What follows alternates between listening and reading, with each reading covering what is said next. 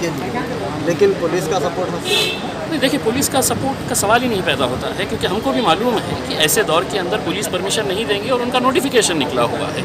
लेकिन क्या इसका मतलब ये है कि सरकार का जो पाप है इतने सालों का, उसको छुपाने के लिए हम घर में बैठ जाए?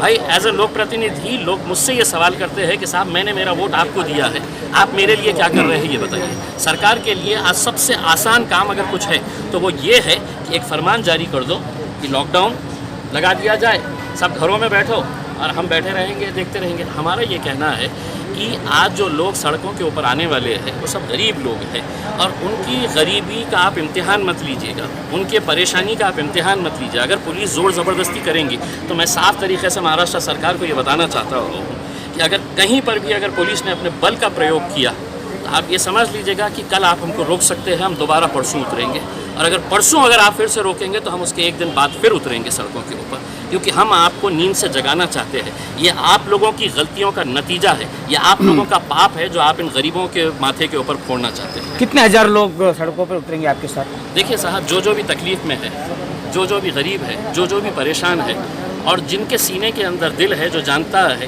कि हाँ ये गरीब के लिए मुझे खड़े रहना चाहिए, वो सभी लोग आएंगे। मैंने पहले भी कहा है कि कोई राजनीतिक मोर्चा नहीं है, ये किसी एक पॉलिटिकल पार्टी का मोर्चा नहीं है।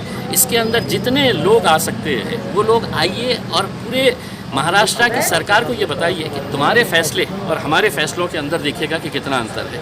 प्रशासन की तरफ से बताया जा रहा है कि जो भी इस आंदोलन में आएगा उनके ऊपर एफआईआर दर्ज होगी। अगर एफआईआर दर्ज हुई उन गरीबों के ऊपर तो इम्तियाज जलील क्या करेंगे? देखिए, मैं कोई शिवसेना का या भारतीय जनता पार्टी का कोई नेता नहीं हूँ जो सिर्फ बयानबाजी करता है।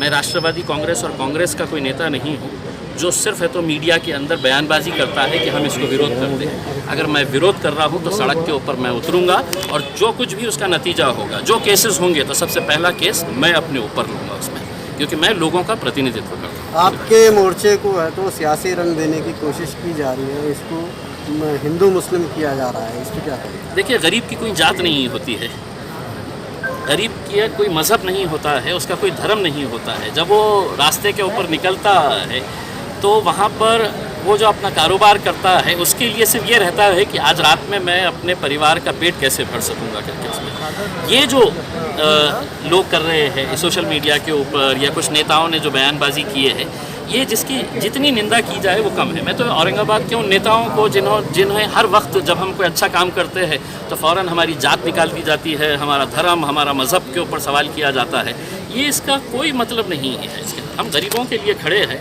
और हर वो गरीब, चाहे उसकी जात क्या है, धर्म क्या है, वो कल सड़कों के ऊपर आएगा तो उन्हें खुद समझ में आएगा कि आप ये बार बार अगर मुद्दे निकालते रहेंगे तो अब गरीबों को समझ में आ गया है कि उनके हक़ के लिए कौन खड़े रहता है। क्यों बढ़ रहे हैं उसके लिए है तो कितने बेड्स हमने अवेलेबल करके दिए हैं, कितने वेंटिलेटर्स हमारे पास है। देखिए, 2020 में है तो ये कोरोना आया था, और अब हम 2021 के अंदर है, मार्च ख़त्म होने के लिए आ रहा है। एक साल का समय बहुत ज़्यादा होता है अपनी मेडिकल अवस्था जो इंफ्रास्ट्रक्चर है उसको बेहतर करने के लिए। अगर एक साल के बाद भी अगर आपकी वही सी ही चरमराही हुई जो हमारी हेल्थ सेवाएं हैं, तो इसके लिए कोई ना कोई तो जिम्मेदार होगा। मैं किसी कलेक्टर के विरोध में नहीं हूँ, मैं किसी पुलिस कमिश्नर के विरोध में नहीं हूँ, मैं किसी म्यूनसिपल कमिश्नर के ख़िलाफ़ नहीं हूँ। ये लोग जो काम कर रहे हैं ये काबिल तारीफ़ काम है, और इनसे काबिल तारीफ़ काम वो है जो डॉक्टर्स कर रहे हैं ऐसी परिस्थिति के अंदर जहाँ पर उनके पास कोई इंफ्रास्ट्रक्चर अवेलेबल नहीं है और इतने सारे पेशेंट्स को अटेंड कर रहे हैं। उनके बारे में भी तो किसी को सोचना पड़ेगा ना। तो हमने ये बताया है कि साहब, अगर आप लॉकडाउन अगर कर रहे हैं, जिसका मैंने साफ तरीके से कहा, कुछ लोग प्रतिनिधियों ने उसका समर्थन किया है अंदर मीटिंग के अंदर। अब पता नहीं है बाहर आकर है तो उन्होंने समर्थन किए है या नहीं किए है करके, लेकिन अंदर मीटिंग के अंदर कुछ लोग प्रतिनिधियों ने कहा कि हमारा इसके लिए समर्थन है करके। मैंने कहा कि 200% मेरा इसके खिलाफ विरोध है, और उसकी विरोध की वजह यही है कि आज अगर आप देखेंगे कि इन्होंने खुद ने हमको बताया है कि जो नए हॉटस्पॉट्स तैयार हुए हैं, और 2020 के अंदर जो हॉटस्पॉट्स थे जहाँ पर सबसे ज़्यादा केसेस थे, और वो केसेस और ये टाइम जो कोरोना वायरस फैल रहा है वो टाइम के जितने केसेस आज देखने को मिल रहे हैं, तो उसके अंदर आपको पता चलेगा कि उन्होंने खुद ने अपने डेटा के अंदर बताया है कि हॉटस्पॉट्स इन बोथ वेव्स 2020 और 2021 के अंदर कौन कौन से इलाके हैं। तो उसमें से मैंने कुछ नोट कर रहा हूँ, उसमें Bajaj Nagar total industrial area है, वालुज टोटल इंडस्ट्रियल एरिया है, शेंद्रा पूरी इंडस्ट्रीज़ है, और जो नए जो अभी वेव स्टार्ट हुआ है हॉटस्पॉट बने हैं वो चितेगांव और बिड़किन।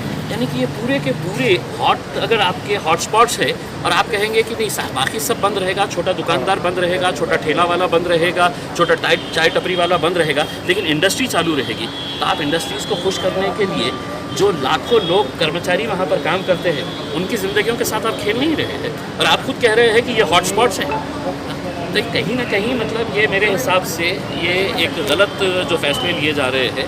और हमारा जो 31 तारीख के दिन का जो हमने मोर्चे का ऐलान किए थे, हमने ये कहा है कि ये मोर्चा होगा, और हमने पुलिस प्रशासन को ये साफ तरीके से कहा है कि साहब अगर आप ज़ोर ज़बरदस्ती करेंगे तो आप समझ लीजिएगा अगर कुछ भी गलत अगर होता है तो इसके लिए पुलिस और प्रशासन इस वजह से जिम्मेदार रहेगा, क्योंकि जो सड़क के ऊपर लोग आ रहे हैं तो कोई बहुत बड़े बड़े धन्ना सेठ या उद्योगपति नहीं आ रहा है सड़क के ऊपर। सड़क के ऊपर वो आदमी आ रहा है जिसका पेट खाली है, जो अपनी भूख मिटाने के लिए सड़क के ऊपर आ रहा है कि मेरे बारे में भी कोई सोचो करके।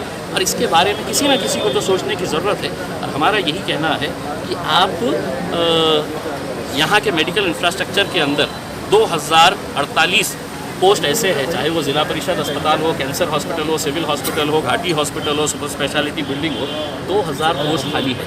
अगर आप ये 2000 पोस्ट अगर जल्द से जल्द अगर भरने का फैसला करते हैं तो आपको लॉकडाउन लगाने की ज़रूरत ही नहीं है। और आपके खुद के जो आपके ऑफिसर है, सीनियर मोस्ट ऑफिसर है महाराष्ट्र के, उन्होंने लिखित के अंदर दिया है कि डॉक्टर प्रदीप अवटे, उन्होंने कहा है कि lockdown is not the solution.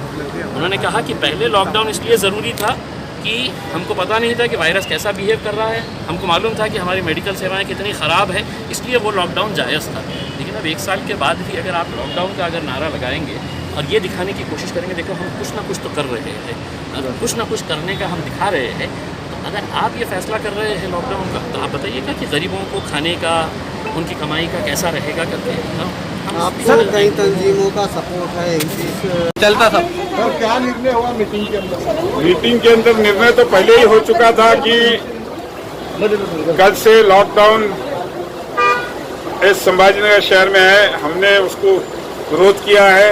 हमारा बोलना है कि आज पूरे शहर को लॉकडाउन करने से मसला हल नहीं होगा, उसकी जगह कुछ प्रशासन ने कड़क कार्रवाई, जो नियमों का पालन नहीं करते हैं, मास्क नहीं पहनते, ऐसे लोगों पे जमाबंदी करते हैं, ऐसे लोगों पे कार्रवाई होनी चाहिए, ये हमने आज मांग की है। और जो मेडिकल सुविधा है उसके अंदर जैसे इम्प्रूवमेंट होना चाहिए, वेंटिलेटर्स है, ऑक्सीजन दिए है, और डॉक्टर्स जैसे आज घाटी और मिनी घाटी जो है उसमें डॉक्टर्स की कमी है, वहाँ पे डॉक्टर्स का एम्प्लॉयमेंट ताबड़तोड़ करना चाहिए। इम्तियाज भाई भी एमआईएम पार्टी भी लॉकडाउन का विरोध कर रही है। हाँ, सभी विरोध कर रहे हैं। करते हैं कल इम्तियाज भाई का मोर्चा जो है, नहीं, उनके मोर्चे में तो नहीं, बट हम हमारी तरफ से हमारा विरोध रहेगा।